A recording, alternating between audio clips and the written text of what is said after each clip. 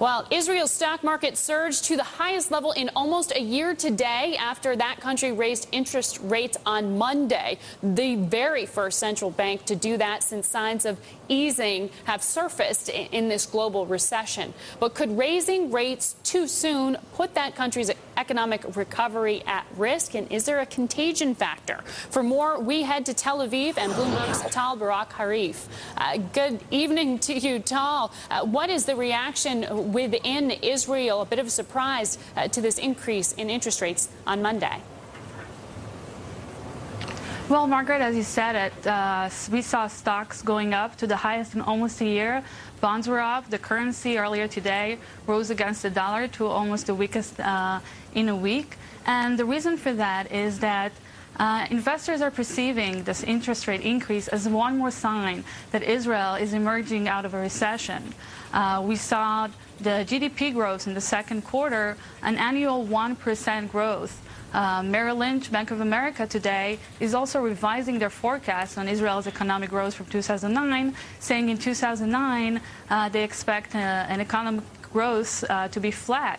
Their previous forecast was for a contraction of 2%. Stanley Fischer, head of the Bank of Israel, made this decision to raise interest rates yesterday. Is the thought now that he's going to continue this policy of raising rates?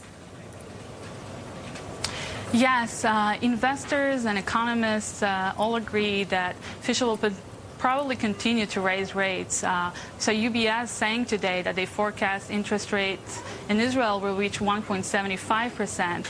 The problem here is that Fischer faces a dilemma.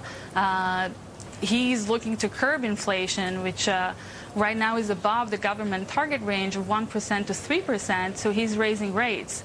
But that risks to appreciate the shekel, which in turn is a problem for exporters. Now, Israel is a country that depends on export. Almost 45% of Israel's gross domestic product is basically derived from exports. There was a sharp reaction in the Israeli shekel yesterday. We're showing a chart of it right now.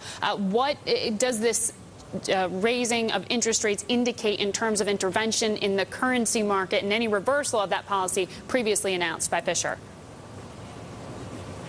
Right. Well, the Bank of Israel said he wasn't going to intervene in the currency market anymore unless it was an unusual event, but we saw the Bank of Israel governor buying currency yesterday and today in the market, and investors are saying that the Bank of Israel will have to act in both venues, raising rates and buying currency. All right. Thank you so much. Bloomberg's Tal Barak Harif joining us live from Tel Aviv.